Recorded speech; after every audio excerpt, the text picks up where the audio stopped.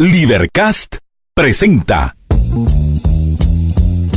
una producción de Libertópolis, donde nuestra misión es promover un mundo de personas libres y responsables en búsqueda de su felicidad. Creamos valor innovando, analizando y transmitiendo información e ideas. Día a día encontrarás los episodios de las emisiones correspondientes a nuestros programas. Contravía, todo a pulmón. Contravía por la tarde, más negocios y Liberviernes.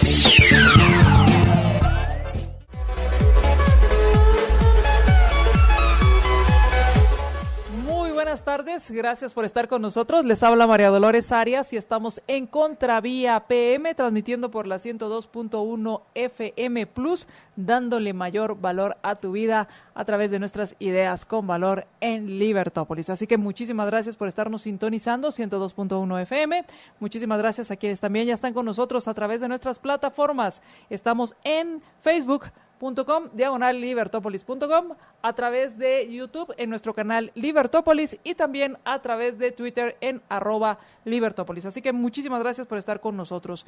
Y ya como lo había, pues, en parte ofrecido la Corte de Constitucionalidad, el lunes pasado dio a conocer el fallo con respecto a la situación de la candidatura de Suri Ríos. Revoca la candidatura, revoca esta inscripción, ordena al Tribunal Supremo Electoral para que haga lo pertinente. El registro de ciudadanos ya ha pues desinscrito o revocado la inscripción de Suri Ríos, y hoy se da a conocer en varios de los medios, aún no ha habido una conferencia de prensa, pero ya se dio a conocer en varios medios que la Corte de Constitucionalidad también denegó el amparo que se había solicitado para la inscripción de Telma Aldana. Está pendiente, por lo que el calendario que habían ofrecido los magistrados, conocer cuál va a ser la resolución en cuanto a quitar o no el antejuicio a Sandra Torres, ya que como es candidata tiene el privilegio de antejuicio, y si se acepta o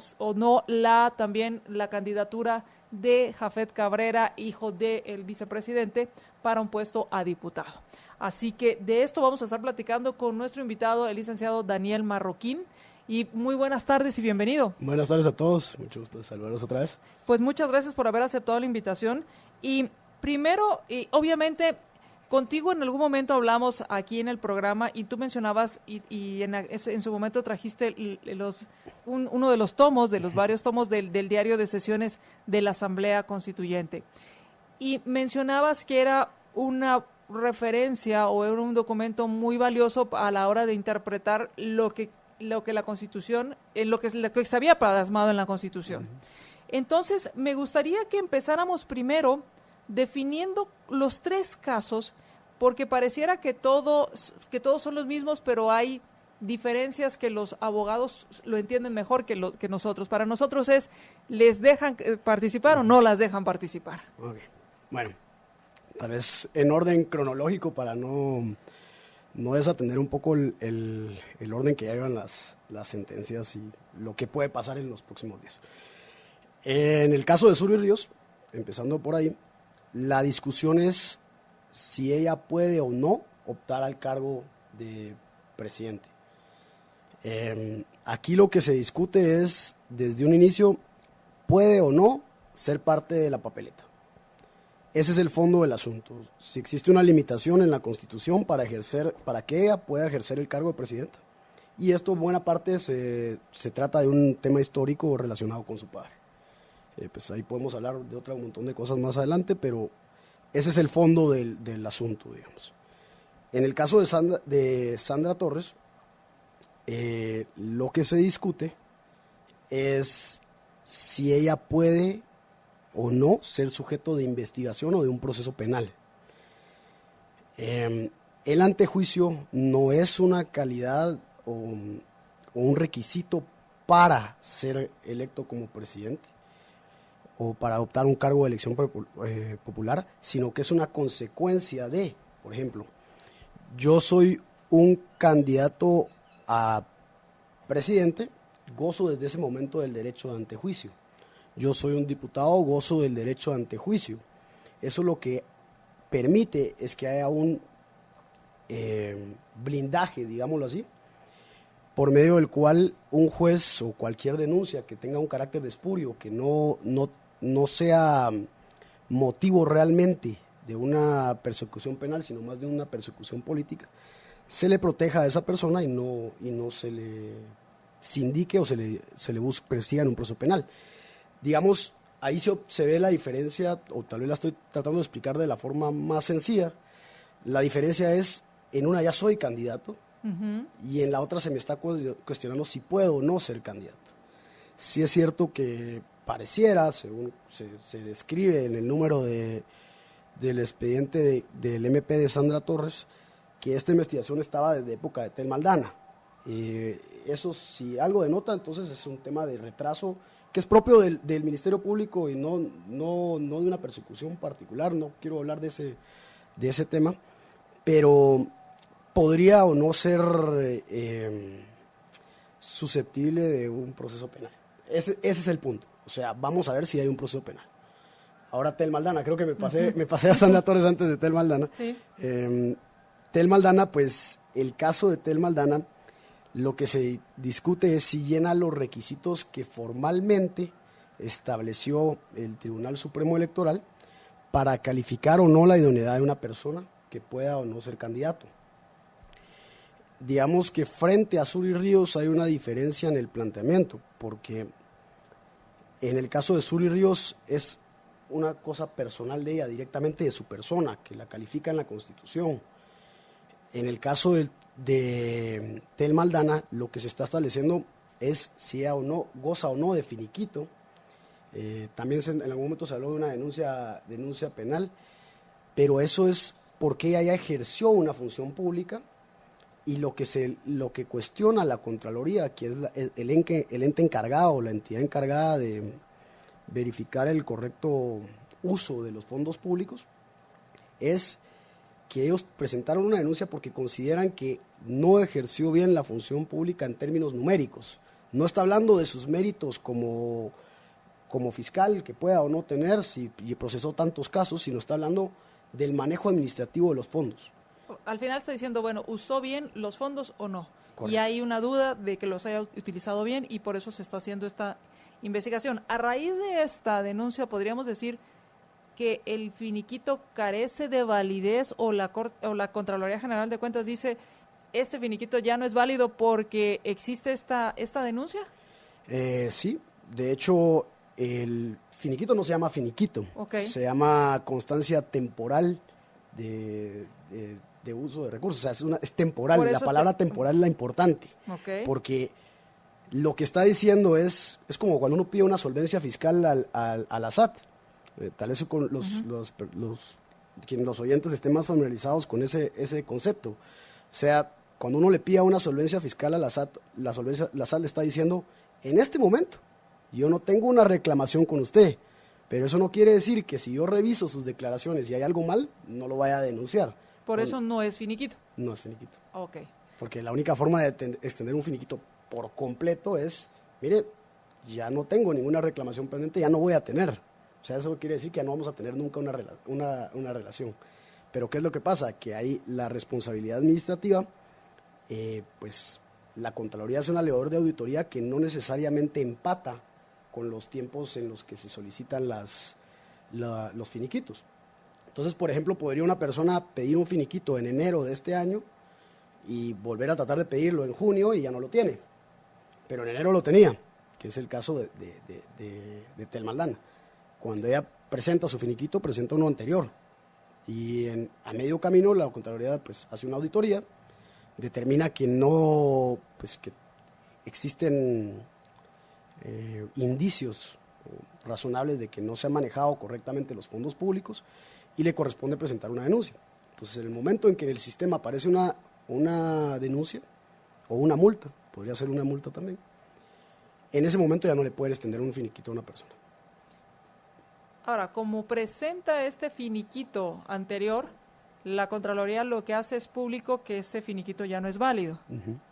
Y a raíz de eso, entonces, tengo entendido que el registro de ciudadanos sí la inscribe y pasa un periodo en el cual las partes interesadas pueden impugnar esa inscripción y es ahí donde se presentan estos recursos de nulidad. Correcto. Los puede presentar cualquier, incluso un ciudadano, pues, o sea, no hay una limitación per se a esa inscripción. Estos los conoce el Tribunal Supremo Electoral. Así y es. es ahí donde emiten un fallo. Sí, y ese fallo, durante ese fallo hace una consulta. Nunca he tenido acceso pleno al expediente como para decirle si la consulta se origina del Tribunal Supremo Electoral o es la propia Contraloría o es uno de los interponentes del recurso quien pide. Pero al tribunal, a la Contraloría, se le pide información de si otorgó o no el finiquito y si sigue vigente. Y es en ese momento en donde llega la información al Tribunal Supremo Electoral, ese finiquito ya no es válido porque presentamos esta denuncia. Y ahí entonces pues, el ámbito temporal es revocado, pues. Ahora, lo que entonces está diciendo la Corte de Constitucionalidad, porque hay que tomar también en cuenta algo, y me gustaría que esto lo aclaráramos o lo habláramos, en cuanto a que las resoluciones que da la Corte de Constitucionalidad sirven como referente o como criterio para las demás cortes. ¿Esto es correcto? Así es. Depende del caso, pero son 3 fallos los que son obligación de. Okay. Antes de eso pueden usarse como referencia. Como referencias. De ahí en adelante son obligación. De ahí en adelante son obligación. Es de ahí la importancia que tienen las resoluciones que hacen las Cortes. Sobre todo la Corte de Constitucionalidad, es por eso su importancia y es por eso que hay que exigir que haga resoluciones apegadas a derecho. Así es. Esto entonces le está indicando a las autoridades electorales que aquellos finiquitos, y vamos a ser específicos, aquellos finiquitos que estén en duda que no sean válidos o vigentes, ¿se revoquen las candidaturas? Podría interpretarse es un indicio así y sería válido. Yo creo que el Tribunal Supremo Electoral podría hacer una labor de interpretarlo de esa manera. Es más, si ustedes hacen una comparación, al finiquito no se pide exactamente así, pero con el tema de los antecedentes penales y policíacos, normalmente a uno le dicen, incluso con las partidas de nacimiento, a uno le dicen, miren, tráigame una de que tenga máximo de 3 meses o 6 meses. Pues ese tipo de disposiciones que a veces le llamamos criterios de ventanilla, lo que nos dice el señor de la ventanilla, a veces sí tienen un sustento lógico, pues, y es tratar de justificar esa temporalidad, para que no pasen estas cosas en donde cambia medio camino, pues. Yo creo que el Tribunal Supremo Electoral está en total, pues puede pedir la colaboración de cualquier institución pública del Estado y podría perfectamente pedir al día de hoy un informe a la Contraloría de qué candidatos siguen o no teniendo el finiquito a esta fecha. Ok. Ahora, vamos a ir al corte y cuando regresemos hablemos entonces porque nos hacen varias preguntas y una de ellas es ¿por qué entonces Sandra Torres sí tiene finiquito? Constancia temporal. ¿Por qué sí tiene una constancia temporal? ¿Cuál es la diferencia entonces ahora?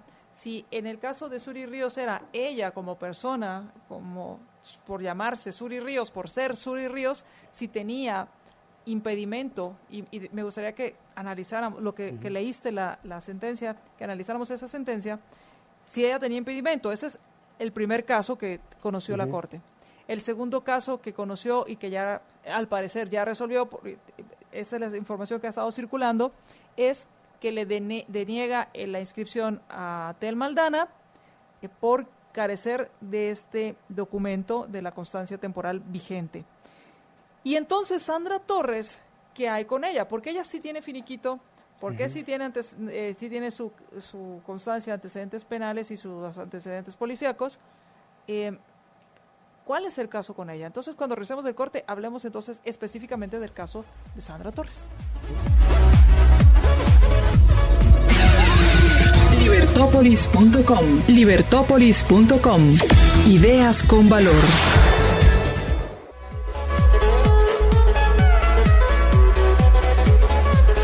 Contravía PM, les habla María Dolores Arias y me acompaña el licenciado Daniel Marroquín, con quien estamos hablando acerca de los diferentes casos e ir entendiendo cada caso conforme a lo que debe dirimir la Corte, o sea, qué es lo que se está discutiendo o qué es lo que se está poniendo a discusión y que la Corte debe dirimir. Quiero agradecerles a quienes ya están compartiendo nuestra transmisión. Saludos a Walter Fer Flores, muchísimas gracias.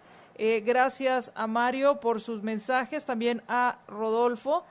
Gracias también a Rodolfo, gracias por responder. Angie Herrera, gracias también por responder.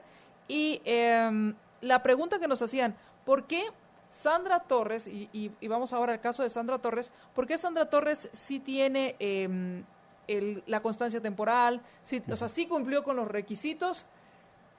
Y después veamos la polémica, porque eso ya fue otra polémica, de al día siguiente, recibe su credencial, al día siguiente hay una denuncia. Pero antes de eso, cumple con los requisitos, pero ¿por qué sí los tiene? Ok.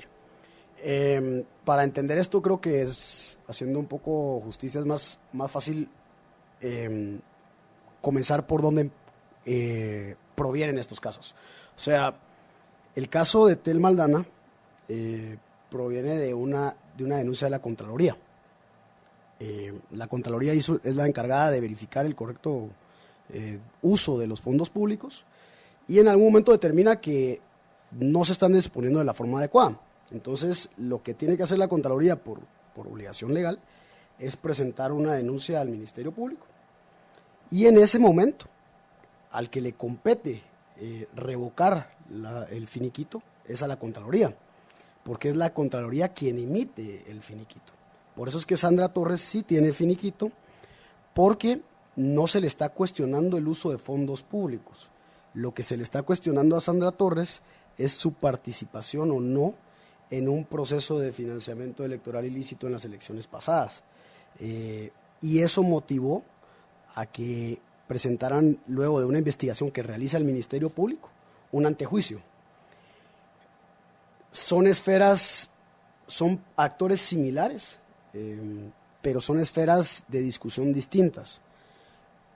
Como les decía, en un momento Contraloría, estamos hablando de puro manejo de fondos públicos, y en el Ministerio Público estamos hablando de un tema de financiamiento electoral ilícito en la recepción de fondos para la campaña anterior. Entonces, ese es un caso. También se le ha hablado del caso transurbano, que pudo no haber tenido participación, y digamos, eso podría ser susceptible de otro antejuicio, si así lo quisiera el Ministerio Público y tuviera los elementos de convicción para demostrarlo. Entonces, son actores similares, porque el Ministerio Público es partícipe en todas las investigaciones penales que puedan haber, pero son razones de existir de los procesos distintas. Entonces, por eso es que Sandra Torres sí tiene un finiquito, porque su actuación no es con la Contraloría. Porque oficialmente no manejó fondos ni ejerció una función pública. Vamos a decir oficialmente. Oficialmente. Porque si recordamos el gobierno, que lo que llamamos de Torres Colón, sabíamos que había mucha injerencia de parte de ella, pero jamás como alguien como un funcionario oficial, por así decirlo. Han circulado por ahí un par de, pues en el mundo, en el gremio de abogados, han circulado copia de declaraciones, supuestas declaraciones, en las que exfuncionarios públicos de ese gobierno decían que sí había manejado, ella manejaba las direcciones o daba las indicaciones. Del dicho al trecho hay mucho. Claro, pero quien había recibido el cargo o quienes recibieron el cargo fueron otros y sí. Sandra Torres nunca firmó, yo estoy ahora, de recepción de un cargo. Entonces, eso hace que no se le pueda acusar, por así decirlo, o investigar por el manejo de fondos públicos. Tal vez sería otro delito, pero no por manejo de fondos públicos. Y ahí es donde, como no interviene la Contraloría, que es quien discute si hay fondos públicos mal manejados o no, y quien es la encargada de emitir el finiquito. Entonces, si ella no tiene una reclamación pendiente de la Contraloría, le van a extender un finiquito. Ahora, solo por cuestión de conocimiento o de cultura general, ¿existe el delito o cómo se llama un delito cuando yo manejo fondos públicos pero no soy la autorizada para hacerlo? Ahí podría ser, podría ser usurpación de calidad. Okay. Cuando uno es funcionario público si uno no es funcionario público no puede dar directrices que correspondan a un funcionario público porque no está investido de la autoridad. Dependiendo del caso, podríamos hablar de otro montón de delitos. Pero, o sea, sí existen otros delitos, pero no sería el de manejo, no sería, voy a volver a replantear el tema. No sé, sí existen estos delitos de alguien que ejerza la función pública sin haber sido nombrado o electo, y entonces se utilizan otro tipo de mecanismos. Ahí entraría el Ministerio Público. Mientras que si es alguien que fue nombrado o electo y maneja fondos públicos, es la Contraloría General de Cuentas quien podría entonces actuar. Es por eso que la Contraloría no ha actuado. Porque no puede auditar a Sandra Torres porque no era funcionaria pública. Perfecto. Y entonces por eso sí tiene esa constancia temporal. Así es. Y entonces lo que debe decidir la Corte de Constitucionalidad es si hay elementos suficientes para que la investiguen, o qué es lo que está decidiendo la Corte en estos momentos. Aquí se pueden hacer dos acotaciones. Un antejuicio no es igual a una orden de captura, y un antejuicio tampoco es una inmediata orden de captura. O sea, puede ser que derivado de un antejuicio se autorice a revisar las cuentas bancarias, a terminar la investigación que se está iniciando, porque creen que existen indicios suficientes para que esta persona o cualquier persona que ejerce un cargo público haya participado en un delito. Entonces, normalmente, como se ha trasladado en muchos medios de comunicación y a veces también proveniente de algunas, porque en algunos casos se ha sido así, es que si se pide un antejuicio, inmediatamente se está pidiendo una orden de captura. Eso no es algo que necesariamente pase así. Y no debería ser así, aunque... Puede ser. Y desafortunadamente en la administración de la licenciada Aldana se volvió como una costumbre. Que si había una denuncia era orden de captura, no era citación, no había otro mecanismo. O si había un antejuicio, de una vez se hacía mención que se estaba pidiendo orden de captura. Una orden de captura adicionalmente, que si hay suficientes elementos de condición, se puede hacer. Tal vez lo que quisiera dejar claro es, en los medios de comunicación o con presentaciones, no se puede establecer realmente si hay elementos de convicción suficientes, porque hay mucha tela que cortar en cuanto a cómo se reciben las pruebas, cómo se obtienen, de dónde vienen.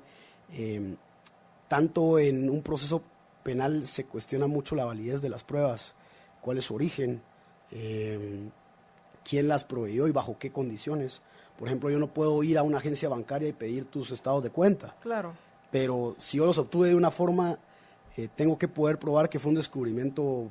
Llegué a una casa y me autorizaron a allanar y estaban todos los estados de cuenta ahí. Bueno, pero tengo que haber tomado una foto, que se documente, que exista una escena del crimen en donde se documenta que todo eso se está resguardando y que efectivamente estaba ahí.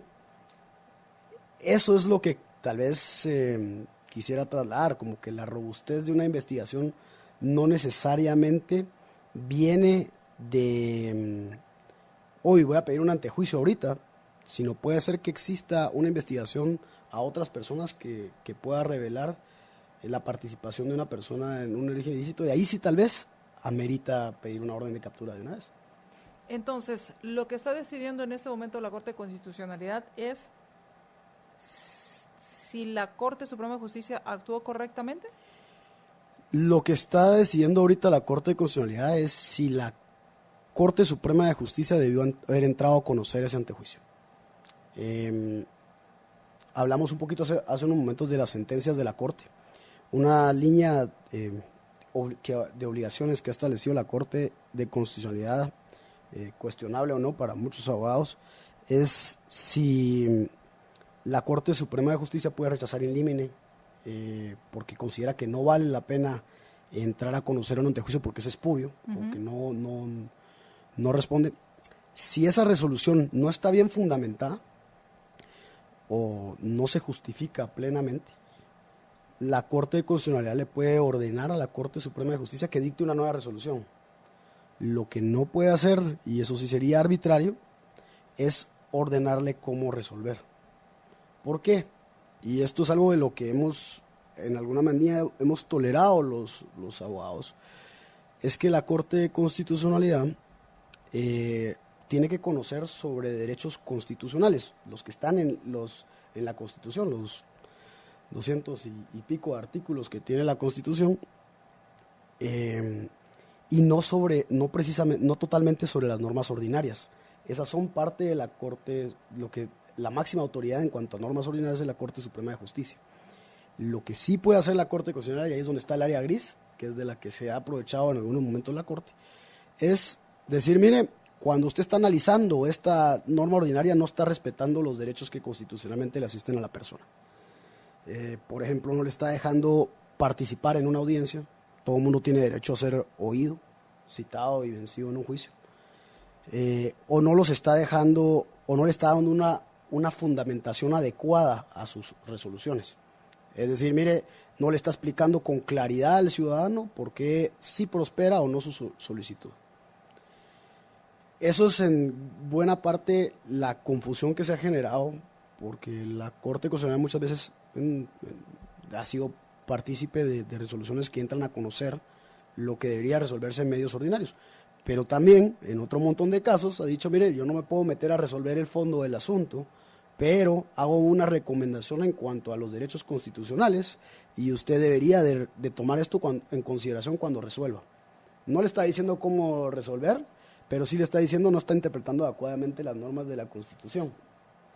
Entonces eso es un poco como el juego, pues, y es esa área gris en la que siempre vamos a estar porque en nuestro modelo constitucional y republicano, la Corte de Constitucionalidad es una entidad ajena, pareciera, al organismo judicial. Y entonces en otros modelos eso, pues cada uno con sus pros y sus contras, digamos, no entrando a discutir eso.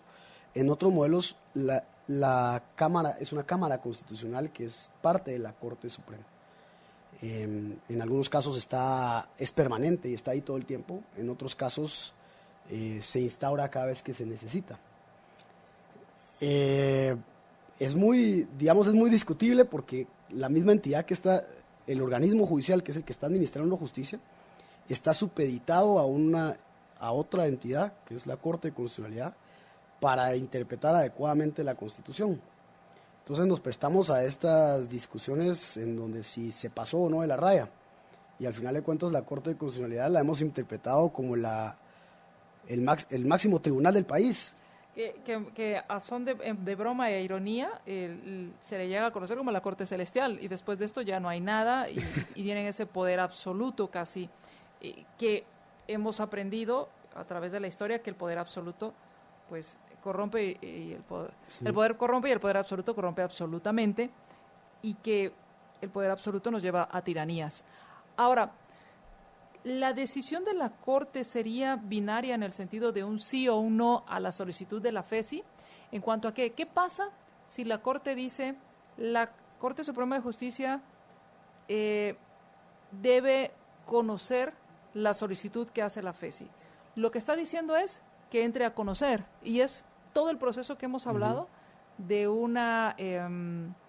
de nombrar un juez pesquisidor, de luego presentar este informe y luego el Pleno debatir si sí o si no procede quitar el antejuicio. Sí, o sea, si normalmente lo que hace quien plantea, este es un amparo en única instancia, quien plantea el amparo en única instancia es argumentar, mire, pues debieron de haber entrado a conocer el antejuicio, la solicitud de antejuicio, porque se le rechazó el límite. Dame un segundo, estamos en este momento, vamos a pasar la conferencia de la Corte de Constitucionalidad. Adelante, por favor. Los 3 autos se refieren a casos de índole electoral. El primero de ellos es en un amparo que planteó el señor Juan Francisco Solórzano Fopa contra el Contralor General de Cuentas. Este caso se refiere a una apelación que interpuso la persona ya mencionada contra la decisión de la Sala Primera del Tribunal de lo Contencioso Administrativo, que dispuso suspender en definitiva un amparo que dicha persona planteó contra la negativa del Contralor General de Cuentas de otorgarle una constancia transitoria de inexistencia de reclamación de cargos. La decisión de primer grado se fundamentó para suspender el trámite del amparo en que había falta de definitividad en la acción.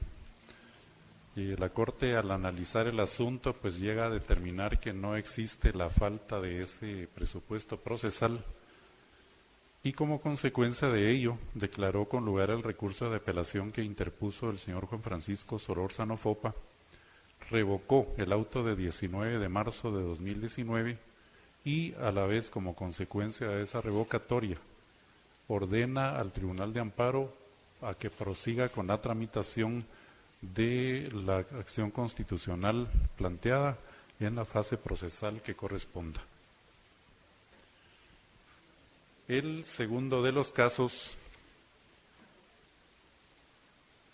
se refiere a la apelación interpuesta contra la decisión que emitió la Corte Suprema de Justicia constituida en Tribunal de Amparo, en el amparo que planteó el señor José Mauricio Radford Hernández en lo personal y en su calidad de secretario general del Comité Ejecutivo Nacional y representante legal del partido político Fuerza, contra la decisión emitida por el Tribunal Supremo Electoral que dispuso confirmar la decisión de revocar la inscripción de dicha persona y del señor Manuel Abundio Maldonado Estrada como candidatos a la presidencia y vicepresidencia de la República de Guatemala. El tribunal, con base en los antecedentes que recibió del Tribunal de Primer Grado, llega a determinar que no concurren las circunstancias que hagan aconsejable el otorgamiento del amparo provisional solicitado, ni concurre ninguno de los supuestos regulados en el artículo 28 de la Ley de Amparo, Exhibición Personal y de Constitucionalidad, y sobre esa base dispone declarar sin lugar el recurso de apelación interpuesto y como consecuencia confirma el numeral 3 de la resolución impugnada en cuanto denegó el amparo provisional solicitado por quienes plantearon la acción constitucional de mérito. Y el último auto se refiere a la apelación interpuesta contra la decisión que emitió la Corte Suprema de Justicia constituida en Tribunal de Amparo, que denegó el amparo provisional en el amparo que plantearon la señora Telma Esperanza Aldana Hernández por medio de su mandatario general y judicial con representación, el partido político Movimiento Semilla, por medio del secretario general y representante legal Samuel Andrés Pérez Álvarez. La Corte de Constitucionalidad, en el apartado considerativo del auto, menciona que para emitir decisión en el caso sometido a análisis, este tribunal ha apreciado los hechos que relataron los postulantes, la normativa que concierne a la constancia transitoria de inexistencia de reclamación de cargos y a esta como requisito indispensable para obtener la inscripción como candidato a un cargo de elección popular en el registro de ciudadanos del Tribunal Supremo Electoral, lo actuado en los amparos que promovieron Telma Esperanza Aldana Hernández y Rodman Stevens Pérez Alvarado, cuyo trámite, habiendo sido acumulados, suspendió oportunamente el Juzgado Primero de Primera Instancia Civil del Departamento de Guatemala, constituido en Tribunal de Amparo, lo actuado en la copia de la pieza de amparo de primer grado en este amparo, en especial la resolución que se conoce en apelación, es decir, el auto que denegó el amparo provisional, y lo dispuesto en las sentencias dictadas por este tribunal el 29 de marzo de 2016, 3 de diciembre y 19 de noviembre, ambos de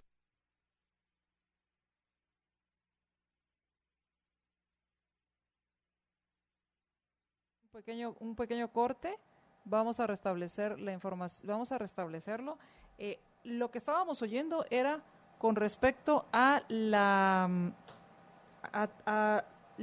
una apelación de FOPA, lo de Radford y lo de Telma Aldana.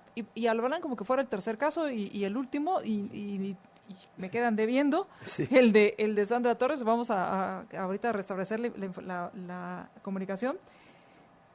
Básicamente al candidato Radford le deniegan que participe a través de este amparo provisional.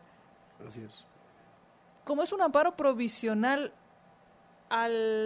¿tiene que ser definitivo o qué pasa? Por ejemplo, ¿qué sucedió en el caso de Suri Ríos? Suri Ríos, la Corte Suprema de Justicia le dio un amparo provisional, lo apeló el Tribunal Supremo Electoral, la Corte Constitucional. ¿Estamos?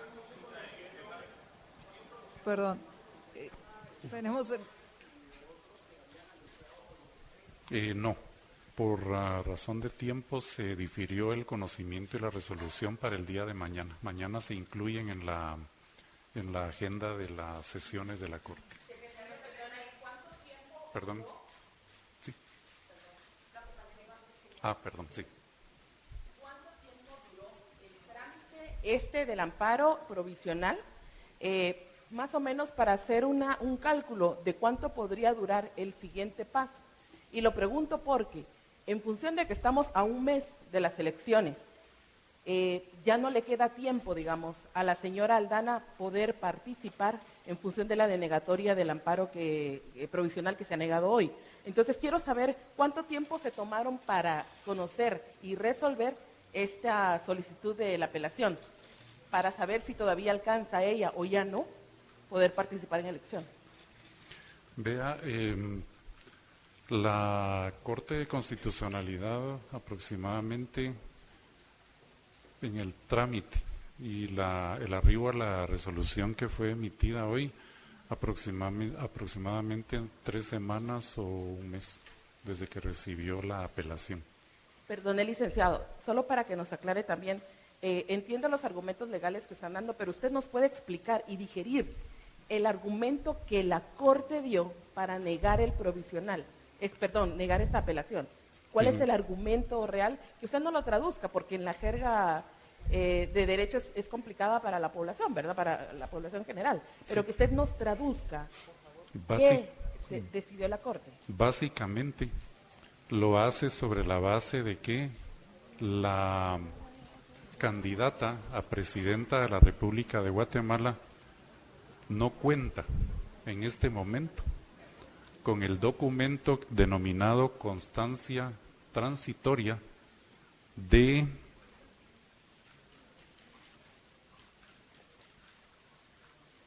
ahorita les menciono. Es que tiene su denominación, dice constancia transitoria de inexistencia de reclamación de cargos. Para esto, la Corte de Constitucionalidad revisó la normativa que le es atinente a esa constancia y a esta como requisito indispensable para poder inscribirse, para optar a un cargo de elección popular en el registro de ciudadanos del Tribunal Supremo Electoral, básicamente. Perdone, licenciado, cuando el Tribunal Supremo Electoral también toma la misma decisión y dice que no existe este finiquito que como comúnmente se le conoce. Uno de los votos razonados, el de la magistrada María Eugenia Mijangos, decía que ella se percató que existe un complot para evitar la participación de la exfiscal general en estas elecciones. Ustedes no tomaron en cuenta, la Corte no tomó en cuenta ese tipo de argumentos, digamos, que existen elementos externos que se han confabulado para lograr algún tipo de complot. Pues básicamente no, yo diría que no, porque dado que no entra esto dentro de un análisis de elementos neta y puramente jurídicos, pues la Corte de Constitucionalidad como tribunal jurisdiccional no toma en cuenta esos elementos. Podrá ser que haya habido alguna explicación de carácter subjetivo en esa afirmación, pero la Corte de Constitucionalidad, el análisis que hizo en esta oportunidad es de índole neta y puramente jurídica. Secretario, ¿cómo fueron los votos en el caso de Telma Aldana? Y también que nos pueda dar los nombres, si fueron en contra, a favor, por favor. La integración es de 7 magistrados, los titulares, y como suplentes integraron los magistrados José Maynor Par Hussein y Henry Philippe Conte Velázquez. La resolución cuenta con el voto favorable de 6 de los magistrados y un voto razonado disidente del magistrado Neftalí Aldana Herrera.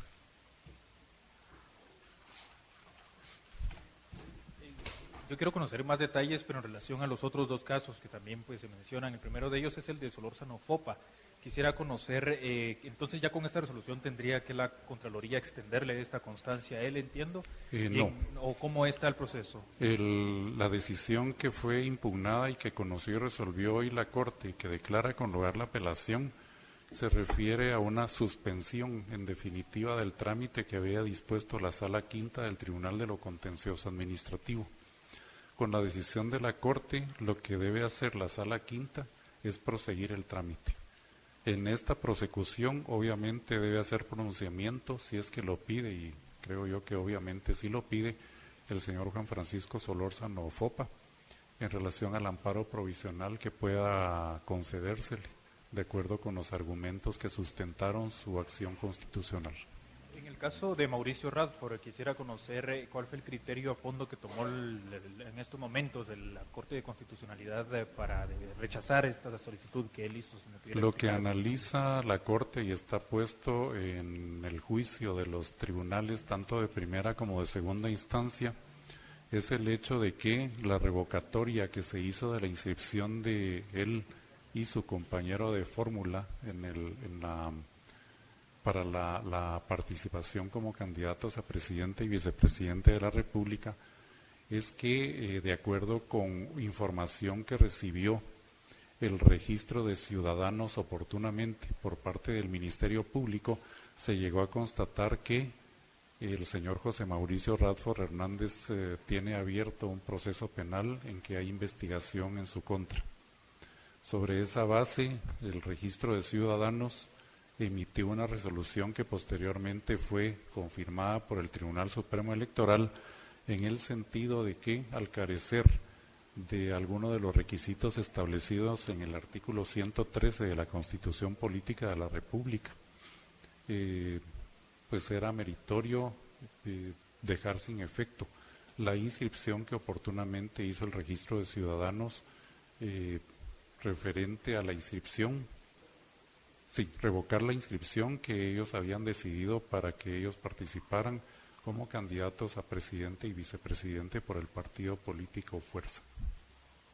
Secretario, buenas noches. Solo quisiera, si nos pudiera hablar un poco más sobre el finiquito de la señora Aldana. Ella no tiene el finiquito por el ocurso de queja que presentó la PGN en su momento, o por qué es que ella no cuenta con ese finiquito.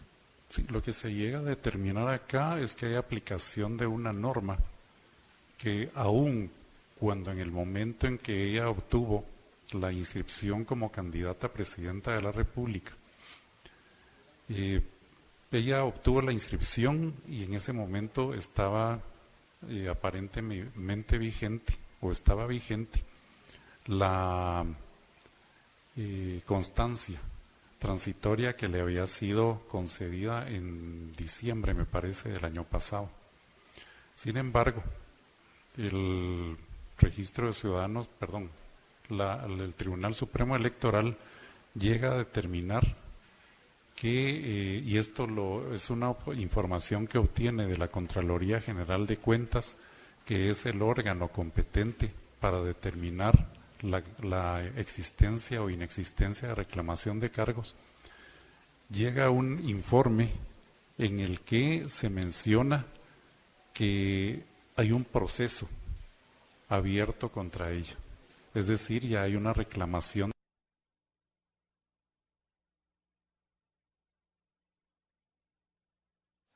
problema con la comunicación, pero básicamente ya en este momento se están resolviendo algunas dudas y ya se dijo lo que se tenía que decir. Por lo que entendimos, el caso de Sandra Torres pasa para mañana. Nos quedan debiendo, y como por aquí nos decía un libernauta, nos dejaron como novela mexicana en viernes, esperando esta justicia llega a determinar esta escena.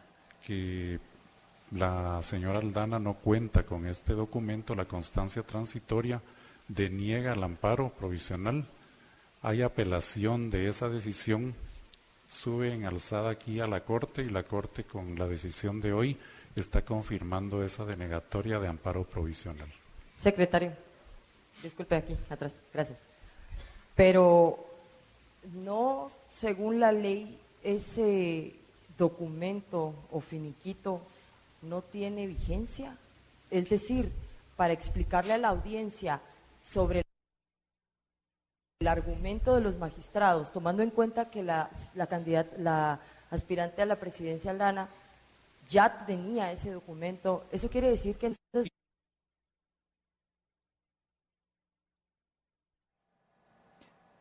¿Tenemos problemas? Una Quiero ver. constancia Ok. transitoria tiene una vigencia de 6 meses. Sin embargo, hay una norma que menciona que no obstante que hay una vigencia del documento, si en el transcurso de tiempo que hay entre el momento en que se recibe esa constancia transitoria y el momento de la pérdida de vigencia, se formularan algunos cargos, es decir, se hacen existentes cargos, la constancia con la que cuenta la persona queda sin efecto. Eso llega a determinar tanto el Tribunal de Primer Grado como esta Corte, y ahí es donde se llega a afirmar la inexistencia o la no vigencia o la falta de efectos en la constancia transitoria que había sido emitida a favor de la señora Aldana. Sí, señor secretario, esta pregunta más que todo obedece tal vez al orden político. Sí. Ya que se dice que podría haber una manipulación de los magistrados de la Corte Suprema de Justicia, incluso se habla de Sandra Torres. Los magistrados actuaron sin presiones y libremente conforme su mandato para poder emitir estas resoluciones. Vea, como esto es una apreciación subjetiva, no podría yo dar una respuesta a esta pregunta, dado que obviamente este tribunal es un tribunal de garantías y son, en este caso, 7 magistrados que conocen el asunto, y pues aun cuando hay un voto razonado disidente respecto de la resolución, pues la presunción o lo que prevalece acá es que hay una decisión que se asume desde el punto de vista neta y puramente jurídico. Tanto, en la primera instancia como en la segunda instancia. Señor secretario, en este caso, tanto en la apelación presentada por el Grupo Semilla como en la que presentó Mauricio Radford, ¿esto es una decisión definitiva o todavía cabe algún tipo de recurso que ellos puedan presentar para tratar de revertir esta decisión? Estas dos resoluciones todavía pueden ser objeto de aclaración y o ampliación, aunque no varía el sentido de las mismas. Y pues estas se refieren a 2 apelaciones interpuestas contra decisiones de amparo provisional. Obviamente los 2 casos todavía prosiguen en trámite en la Corte Suprema de Justicia y tendrán que obtener en su momento la sentencia. Yo solo quisiera conocer el tema de la notificación, en cuánto plazo más o menos a las 3 personas y a las entidades involucradas se realizará la notificación, si hay un plazo definido, o se esperará también el voto razonado de Neftalí Aldana, si no estoy mal. Por decisión de pleno, Secretaría General recibió hoy los expedientes y se harán las notificaciones el día de hoy. Solamente que hubiera alguna imposibilidad material de encontrar alguno de los lugares abiertos, se estaría absteniendo el personal a cargo de realizar las notificaciones y se harán a primera hora del día de mañana. Secretario, solo que me pueda contar cómo quedó en el caso de la votación en contra de Radford. Esa es una pregunta. Y la siguiente, si me puede indicar cuál es la agenda que tienen para el día de mañana o para cuándo estaría para conocerse las acciones presentadas por el Ministerio Público en contra de Sandra Torres y de ella prácticamente. Y el de Yafet, hijo. Y sí. Si está Felipe Alejos. Sí, en el caso de en el asunto del señor del señor Radford, el voto fue unánime, en el sentido de declarar sin lugar la apelación interpuesta. Y tal como se había mencionado, los demás casos que tienen contenido electoral se agendarán para el día de mañana, en la sesión del día de mañana.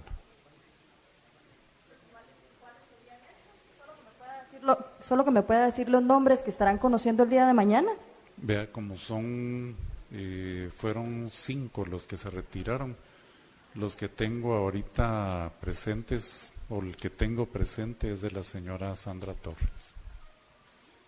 Solamente la consulta, para mañana, ¿quiénes van a estar integrando el pleno? ¿Se va a manejar de la misma forma que hoy?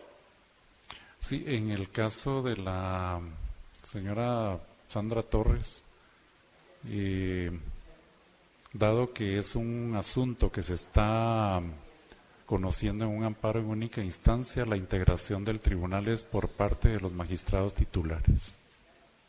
Perdón, secretario, también se conoce que la Corte de Constitucionalidad le dio trámite a un amparo presentado por el decano de la Facultad de Derecho, Gustavo Bonilla, sí, por el tema. Se tiene ya el informe de la sala correspondiente y podría ser integrado a la agenda de la Corte el día de mañana. Sí, se recibieron los antecedentes del Tribunal de Primer Grado, y dado que la apelación que él planteó es contra la decisión de revocatoria del amparo provisional que le había sido otorgado en su oportunidad, el día de hoy fue recibido por parte de la Corte de Constitucionalidad, los antecedentes fueron recibidos, y si pudiera ser que se integre en la agenda de mañana. Disculpe, secretario. Hay otro abogado de nombre Marco Antonio Mejía. Él ha colocado también una acción en referente a precisamente a Telma Aldana. Él lo que planteó fue un curso en queja. Ajá. También, de igual manera, se recibieron ya los antecedentes por parte del Tribunal de Primer Grado. Y pues habría la posibilidad de que se incluya, habría que ver si ya hay ponencia preparada en ese asunto. ¿De incluirse para mañana? Pues... es decir, perdón, quiero ser más clara. ¿Esa podría ser otra posibilidad para que Telma Aldana pudiera ser inscrita? No recuerdo yo ahorita con precisión, porque todavía no ha sido conocido el asunto con precisión cuál es la queja que presentó el abogado Mejía. Sí. Lic, yo sé que no es su función, pero hablar del tema político, pero por ejemplo, mucha gente estaba como pensando que esto podía ser lo que le diera una protección a la exfiscal general en virtud de lo que podría venirse en contra de ella, como la orden de captura, la que fue agilizada o fue hecha en forma express por la Fiscalía, y otros actores que le parece estar cobrando a la exfiscal las acciones anticorrupción que ella hizo. Mucha gente teme por la vida de la exfiscal.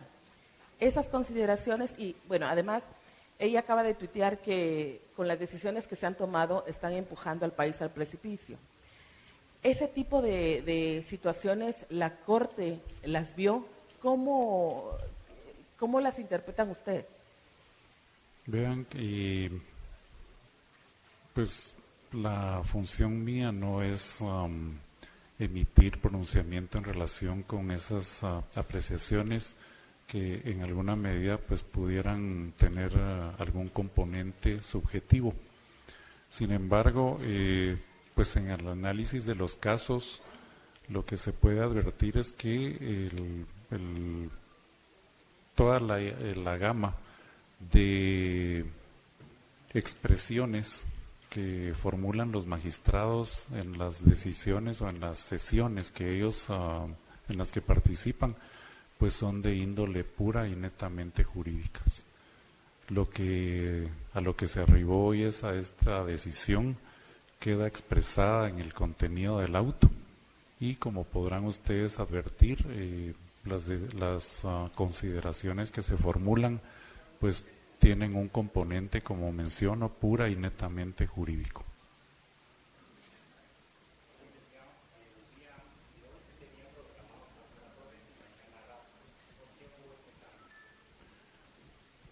Pues llegan a determinarlo.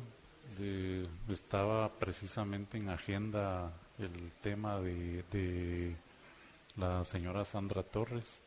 Sin embargo, por aspecto de decisión del Pleno, se retiró el asunto junto con otros 4 que estaban programados para hoy y se dispuso para no darle ninguna cuestión de demora, trasladarlos para mañana y a la vez pues también son ellos quienes disponen o dispusieron incluir en la agenda de hoy el caso del señor Radford.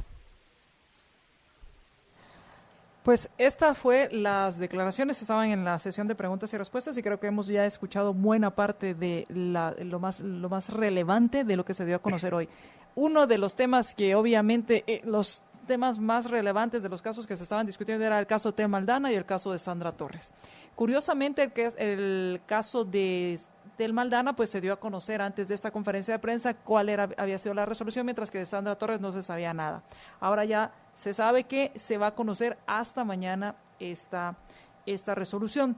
La Corte básicamente, si voy entendiendo, no me queda muy claro la parte de FOPA, no sé si tú me puedas ayudar con esto, pero el amparo que solicita Radford se le deniega y por consiguiente pues queda fuera de las elecciones. Sí, pero tal vez solo para claridad es un amparo provisional también lo que se le está denegando. ¿Sería entonces lo mismo que sucedió con Suri Ríos en su momento cuando la Corte Suprema de Justicia sí le da el amparo provisional, lo apelan, la Corte de Constitucionalidad dice no es válido, o sea, ¿no es válido? No es válido, o sea, se aprueba esta apelación, luego dan el amparo definitivo del provisional y entonces vuelve a conocer la Corte. Así es. Sin embargo, por los tiempos... Es poco probable que lleguen a tiempo. Es poco probable que se llegue a tiempo en esta situación. Sí. En el caso del señor Radford y por el caso también de la señora Tel Maldana, en el caso de Radford fue una decisión unánime, declarar sin lugar este amparo provisional, y en el caso de la candidata Tel Maldana fue una decisión de 6-1, un voto disidente del magistrado Neftalí Aldana, donde, por lo que entiendo, grosso modo, por no tener esta constancia temporal, temporal de estos requisitos, de no tener cuentas con el Estado, se determina que no cumple con esa normativa. Sí, la constancia transitoria de inexistencia de cargos. Y incluso el secretario lo abordó muy bien, porque le preguntaban el tema de si podía ser revocado y cuánta vigencia tenía. Y él hablaba de los 6 meses que platicamos, pero también habla de la norma en que le permite a la Contraloría en cualquier momento revocar esa constancia. Y todavía nos aclaró un poco la duda que teníamos del informe, que cómo había llegado esa información al Tribunal Supremo Electoral. Y sí es un informe que remite la Contraloría, diciéndole, mire, le hago de su conocimiento, como es materia pública, que esta constancia dejó de tener vigencia porque presentó una denuncia. Usted tome la decisión que estime pertinente. O sea, adecuado en el mundo legal, digamos. En este caso, entonces, la Contraloría General de Cuentas debería actuar así en cualquier caso. O sea, si fuera si presenta una denuncia, dice, señor, yo acabo de presentar una denuncia ahí sabrá usted qué hace. Sí. Yo hice lo que a mí me corresponde. Así es. Respetando la función de cada quien, pues, porque no le corresponde decir si deben o no inscribirla, pues. Hay opciones, que sí, hay opciones para la candidatura de Telma Aldana. Por ahí escuché que hablaban de un ocurso. El ocurso no es una opción para ella porque el ocurso alega un defecto en la tramitación del proceso. Por ejemplo, que no se le haya notificado adecuadamente a una persona, que no se le haya corrido audiencia a alguien que se le dio haber corrido audiencia. Habla del procedimiento, no tanto de si debía o no otorgarse un amparo provisional. Yo, por lo que estoy viendo en los tiempos, tampoco podría llegar, pues, o sea, está en la misma posición que Radford, que le den el amparo definitivo, ya probablemente esa apelación y demás va a ir tiempo ya para las fechas de las elecciones, pues, del mero día. Y entonces le tocará a Telma Aldana asumir la postura que en algún momento pidió de aquellos que adversaron las decisiones de la Corte cuando ampararon acciones que solicitaban el mismo Ministerio Público. Sí, creo que ahorita vale recordar aquella frase que decían que las órdenes de las Cortes se acatan. Y lo estuvieron diciendo mucho tiempo.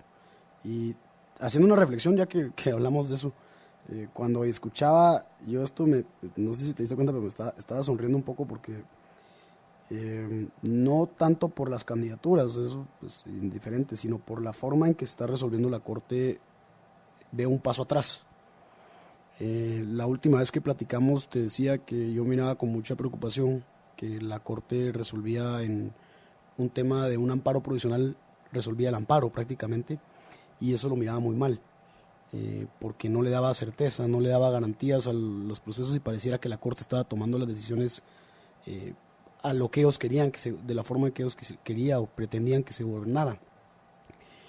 A diferencia de eso, yo decía, bueno, este es un paso atrás de esas resoluciones que veíamos antes. En el sentido de legalmente hablando, digamos, no estoy discutiendo el fundamento ni estoy discutiendo quién sea el candidato, pues, sino me refiero más a la forma. Que están emitiendo, por lo menos, habría que conocer la resolución, pero por lo que se conoce no hicieron lo que ya se estaba volviendo una costumbre de decidir por las demás cortes. Exacto, decidir decidir en un amparo provisional el fondo del asunto. Ya te entendí, que decides lo que se supone se debería decidir ya en un amparo definitivo. Correcto. Y te acuerdo, lo platicamos varias veces con el tema de la CICI, que te decía yo, me preocupa un poco esta parte. Eso me llama un poco la atención porque veo un paso atrás en ese sentido. La sentencia de Surri sí es una sentencia, por ejemplo. No es un amparo provisional fundadísimo y expresando un criterio de fondo. Bueno, quisiera saber en qué pararon las sentencias de los casos de la CICI, porque esas ya no salieron por ningún lado, ¿verdad? Que ese es otro tema, Daniel, y que te voy a invitar nuevamente para que nos quedamos con el tema de Suri Ríos en cuanto a la sentencia y hacer ese análisis de la sentencia. Yo escribí hoy un artículo en el cual hablaba acerca de el acato no es una sumisión intelectual y que si bien es cierto hay que acatar las resoluciones de la Corte, también debemos analizar las resoluciones para poder construir un Estado de Derecho y poder, en el caso que estén fallando las Cortes, hacérselos ver a través de esta libre expresión que tenemos. Así que quedamos pendientes, Dani, para hablar acerca de la resolución, de la sentencia que ya conocemos de Suri Ríos en cuanto a la fundamentación, y tal vez más cuando vengas ya tengamos las otras resoluciones y ya mañana se haya conocido qué va a suceder con el caso de Sandra Torres. Por supuesto. Muchísimas gracias, Daniel. Por nada.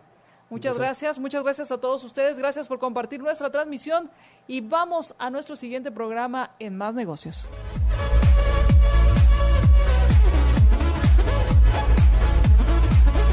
Libercast presentó una producción de Libertópolis. Recuerden que si quieren conocer más de nuestros programas, seguirnos en las diferentes redes sociales. O si quieren ver nuestros programas y conocer a nuestros conductores e invitados, pueden ingresar en www.libertopolis.com.